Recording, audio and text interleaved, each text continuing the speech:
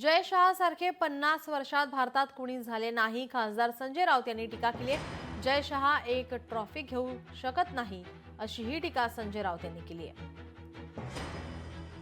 जय शहा यांच्या इतका क्रीडा क्षेत्रातला निष्णात प्रशासक गेल्या 50 वर्षात देशात झालेला नाही. त्याच्यामुळे ही जी पाकिस्तानातली जी ट्रॉफी आहे, अहो बलुचिस्तान आणि पाकव्याप्त काश्मीर घेण्याची भाषा आपण करतो आहोत आणि एक ट्रॉफी नाही घेऊ शकत आपली स्वतःची. कालच आपले राजनाथ सिंग म्हटले तर संपूर्ण पाकिस्तान ब्रह्मोस मिसाईलच्या नियंत्रणाखाली आहे. त्याच्यात ट्रॉफी पण आहे ना.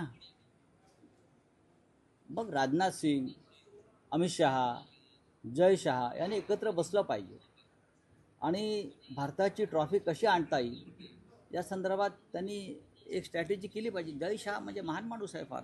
जय शहा यांच्यावर टीका करण्याची संजय राऊत यांची लायकी नाही. खरं तर भारतीय क्रिकेटपटूंनी खेळून लढून ही ट्रॉफी जिंकलेली आहे. खेळाचं मैदान असो की युद्धाचं मैदान असो, भारतीयांची मान कायम अभिमानानं आणि स्वाभिमानानं उंचावते.